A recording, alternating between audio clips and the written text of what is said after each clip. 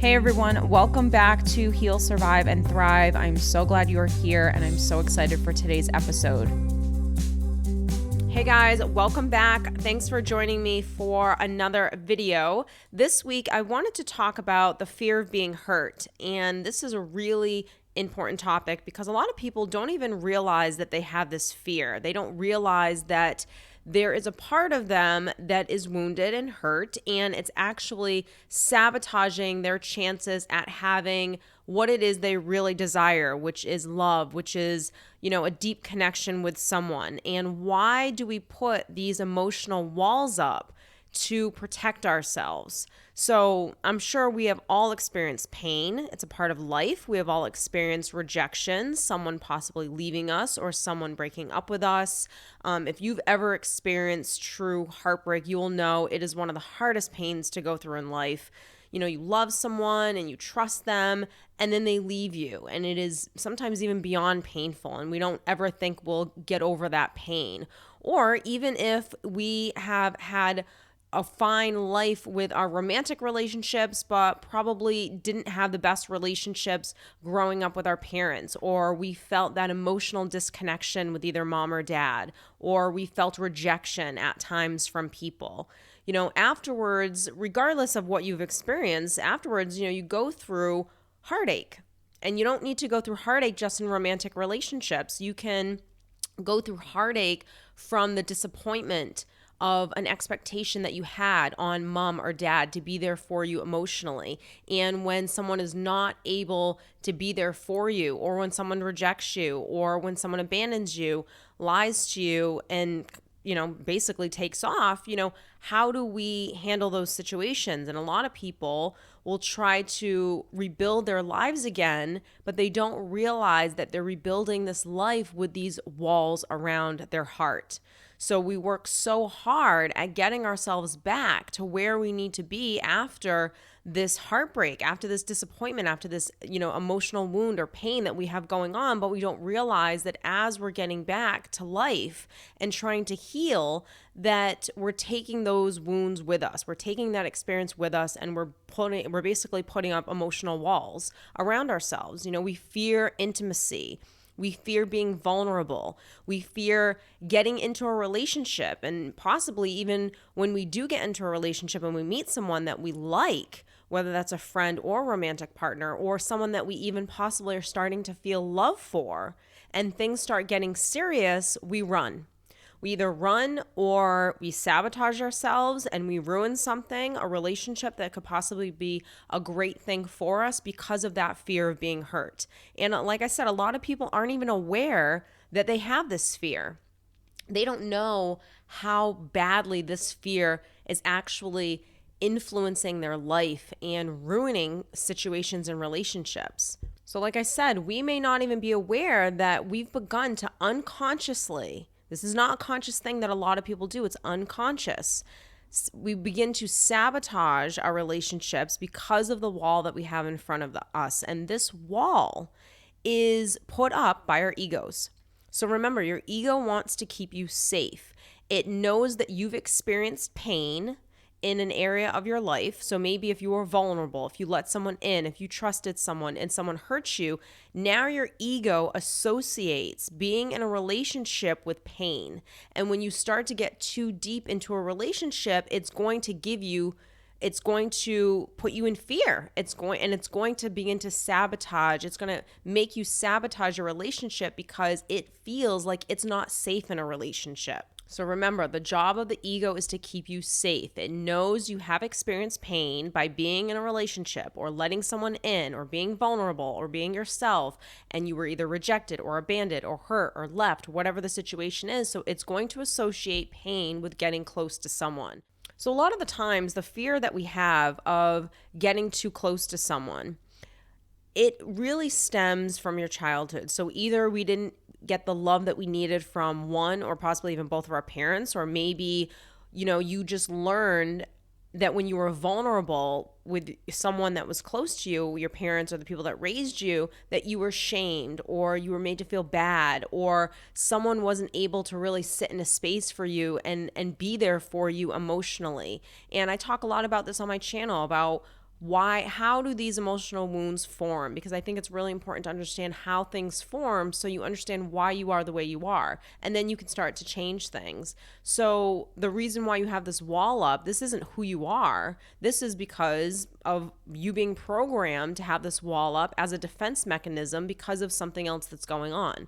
So it's easier to find out what's the thing going on so you can really heal it, acknowledge it and heal it, so you can then decide, okay, well, who do I want to be? Because I don't want to be this person. I don't want to have emotional walls up with people. I want to let people in. I don't want to fear being hurt or fear getting in a relationship. I want to be self-loving to know that even if something happens in my next relationship, that I'll be okay, and not be so, like I said, fearful of getting close to people. So growing up, when these things happen time and time again, like mom or dad not being able to sit in a space for you, mom or dad not being able to be there for you emotionally, when they happen time and time again, we begin to emotionally shut down, because as a child, you don't have logic to know that what mom and dad is not able to do for you is not a reflection of you. It has to do with mom or dad. It has to do with the fact that they can't be there for you emotionally. They couldn't give you what you needed emotionally because they weren't able to do it for themselves, because perhaps their parents weren't able to do it for them. And, the cycle just trickles and trickles down.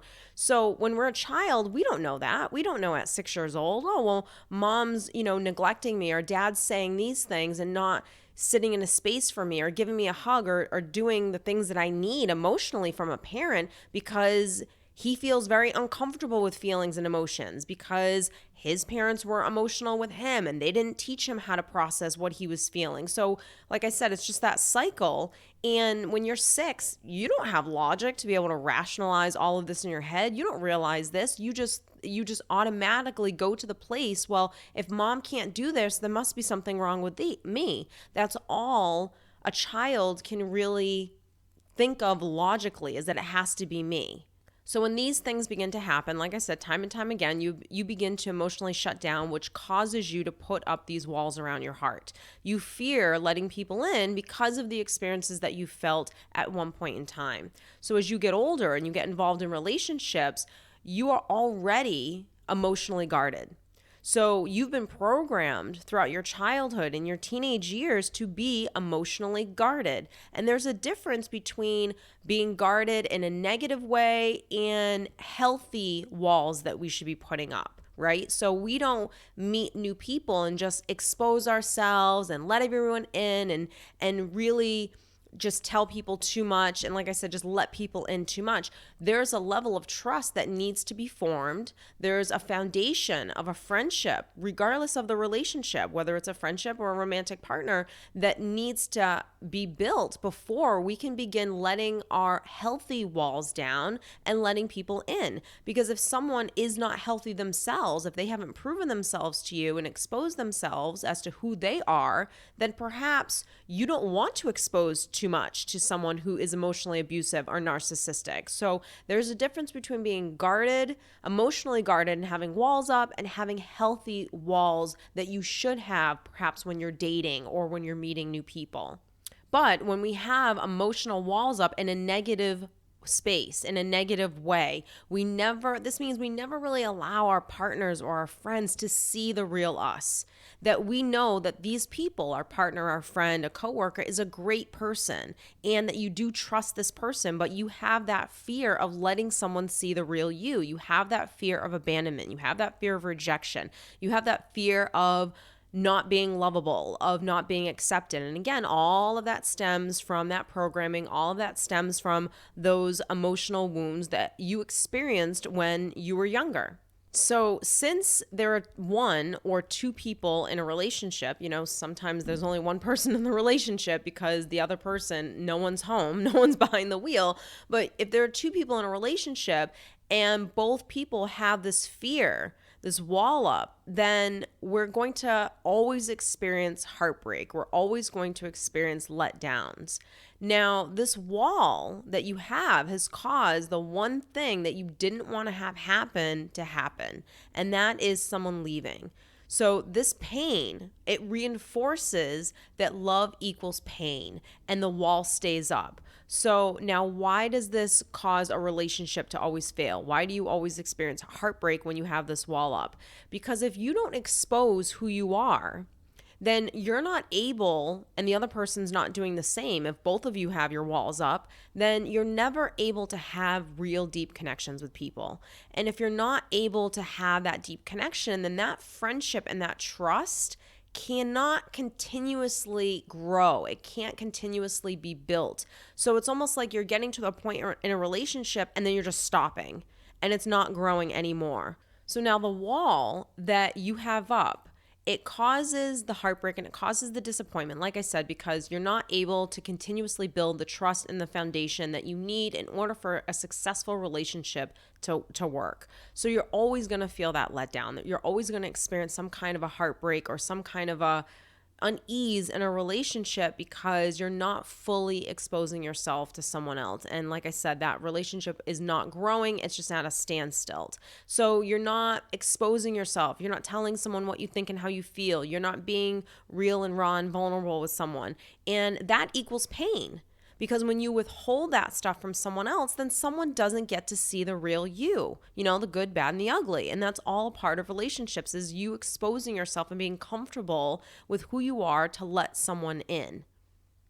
So when we experience this pain again, when we go through a disappointment, when we go through a letdown, and we don't know how to self-parent, and possibly we have these walls up and we haven't told someone what we think and how we feel, we just assume people know, that reinforces that love equals pain. And so the wall stays up, like I said, and the ego wins. Now, the wall that you put up is you not wanting to be vulnerable. Really, that's just what the wall is. The wall fears someone seeing the real you. It will always put pain and love together, which means you will fear letting someone in.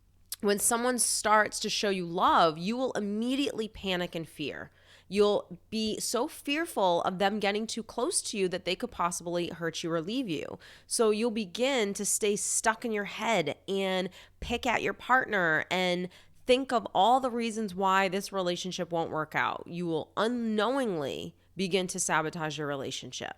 So when you are so scared of being hurt that you close yourself off from love in this way, what you forget is that closing yourself off also causes you pain. So you can either risk being real and raw and vulnerable and experiencing that letdown, like I said, which causes pain, or you can put the wall up and not let someone really love you in the way that you want to be loved, and that also causes pain. So the reality is there's no guarantees when it comes to love and relationships, and a lot of what I'm going to talk about next is you being okay with taking the risk.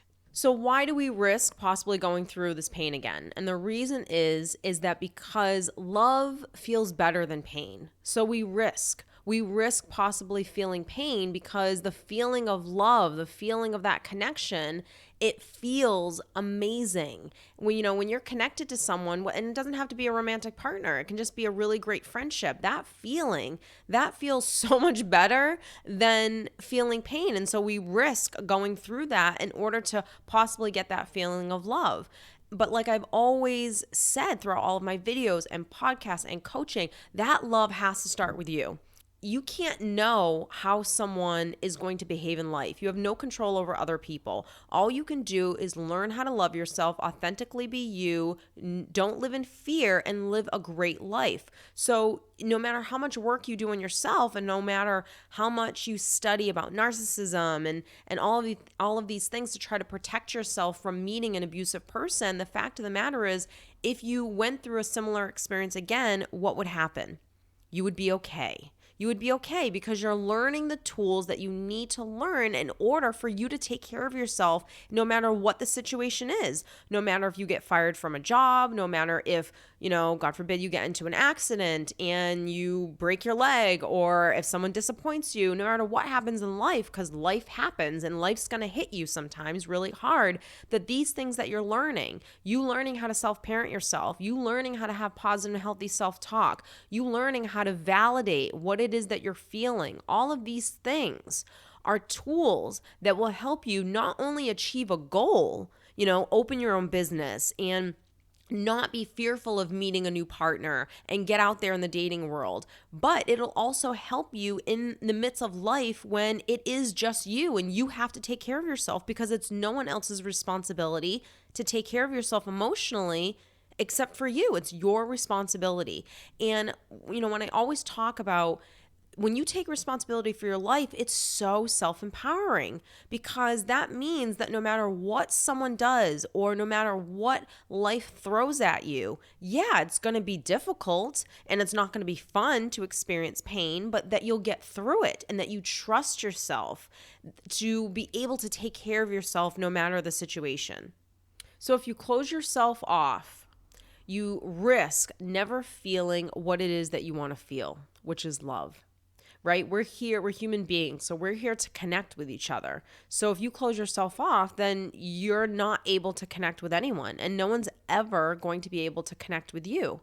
So being comfortable with who you are and knowing that no matter what someone does, if someone does reject you or abandon you, that stuff is not a reflection of you. And for me, that was one of the biggest takeaways that I learned along my journey, is someone leaving me or rejecting me or abandoning me.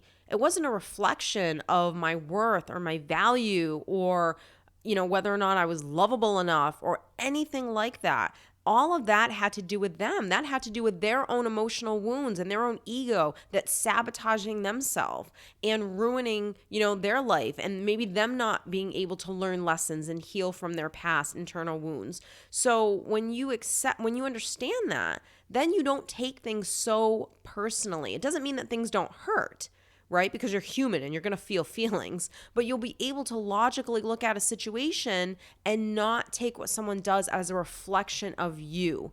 And when you take something as a reflection of you and your value and your worth and your self-esteem and things of that sort, that's when the real suffering is. That's when where real pain lives. But if you don't take these things personally as a reflection of yourself and you understand why people do what they do, then of course you're going to still feel moments of sadness and grief and things of that sort, but you're able to move through them in a healthier way. So how do we begin to bring our walls down? And I made a good point just now in terms of understanding why people do what they do. So when you understand when someone's not able to be there for emotionally, why are they that way? Why can't someone sit in a space for you? And so understanding that, again, it allows you to not take what someone does as a reflection of you. So that right there takes a huge sting out of you being able to be comfortable with being yourself.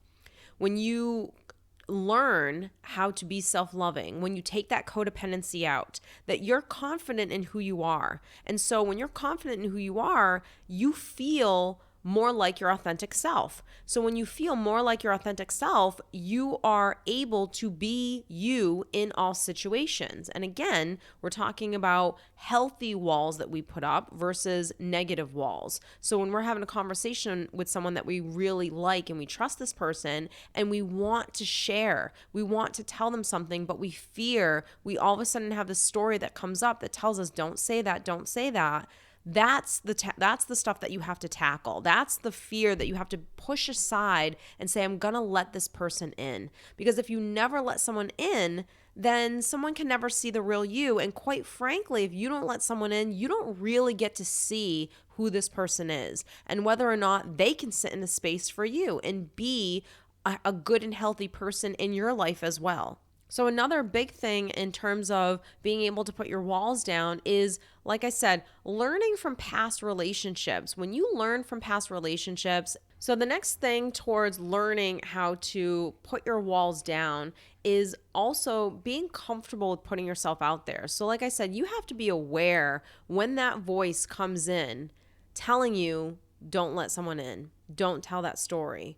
You have to almost be willing to fight that bully as it starts happening. So if you really trust someone, if you're starting to date someone and that trust is starting to be formed and that friendship is starting to be built, you will know, you will feel, you will hear the story the minute it comes to the surface of I want to tell this person who I am. I want to tell this story. I want to share this fear that I have or something that's going on inside of me. And I just don't know if I should do it. That's when you need to be aware of that voice. You need to be able to take charge of where that voice is coming from, which it's your ego, and say, you know what? I'm going to put myself out there, because if I never do, then I can never really build the relationship that I want. And slowly start getting comfortable with putting yourself out there and letting that wall down a little bit. If you're not mindful of this stuff, then you're going to always have the wall up, because the wall is basically just a habit now at this point. You may not even want to have walls up. You may really want to be more vulnerable with people, but it's just your programming. It's your habit. In order to change it, you have to be aware of when you're doing it. The last thing, and I think this is a really important topic, is the assumptions that we make. So an assumption is a thought that we have based off of a previous experience. So if I was in a relationship and my girlfriend cheated on me, I might have a story that says that all women cheat. Or if I had someone that abused me, I might have a story that says all men are abusive. Whatever the story is, there are no good men in my city, I never find anyone that's attractive, whatever that story is, that story, number one, it's not true. So that really is point blank. It's not true. So to say all men cheat, all women cheat, there are no good, men out there, whatever that story is, that one-liner that you just, hang on to forever and ever and repeat forever and ever, it literally is not a true statement. It's a statement that you're making based off an assumption. And the assumption is the past experience that you just went through. So maybe a couple of experiences that you went through that, maybe you've been cheated on a few times, and it's very easy to think all men cheat or all women do this. But you have to be aware of that story. So when that story comes up, you have to consciously tell it, I'm not believing you because you're not real. Because again, that is reality. That's not positive thinking. That's not, positive hippie vibes and let's just all, skip around in clouds and sunshine. That is the truth. Is that there are good men out there, that not all women cheat and leave their husbands. So, but if you tell yourself that story time and time again, your mind's going to keep believing whatever you tell it. So you have to not just think positive thoughts, but think realistic thoughts. That's what I always say. It's not realistic to think that because of what you've been through, all men are like this or all women are like this. So be mindful of the stories that you're telling yourself. So I think just to kind of wrap this week up, one of the biggest takeaways is being mindful of when you do want to share, when you do want to be vulnerable with someone, when you want to let someone in and you fear or you feel the hesitation coming forward. Be mindful of that and challenge it. Maybe you don't tell the whole story, but you tell bits and pieces just so you can tiptoe into you exposing yourself and being real with someone. Number 2 is to understand that if you don't do this, that you're never going to find someone that loves the real you. And that's what you want to find. And if you don't do this, that you also won't really know who it is that you're dealing with, whether that's a friendship or romantic partner. If you can't be yourself and let someone in and let them see the anxiety, the fear, the stress, the worry, the I'm one person and I can't handle it all, just the realness of who you are, right? The thoughts that you're thinking, the fears that you have. If you don't ever let someone see that about you, you don't know if someone is actually right for you. Because they won't be able to expose themselves and show you who they really are. Can they sit in a space for you? Are they able to be emotionally there for you? So that's a huge, huge takeaway. And the last thing is really just you practicing what we're practicing all the time, is learning how to love yourself, is the self-parenting, having positive and healthy self-talk, understanding that when people abandon you and leave you and all of those things, that stuff has nothing to do with you. And that's someone else's programming taking the show in their own life or running the show, and their own hurts that are coming up because hurt people. So I hope that has helped you understand, why we have these emotional walls up. And I hope I gave you some tips on how to slowly start taking them down so you can have what it is that you really want, which is deep connections, which is deep love, which is healthy relationships. So thank you guys so much for tuning in, and I will see you next week. So that is it for now. Thank you guys so much for tuning in, and I will see you in my next episode.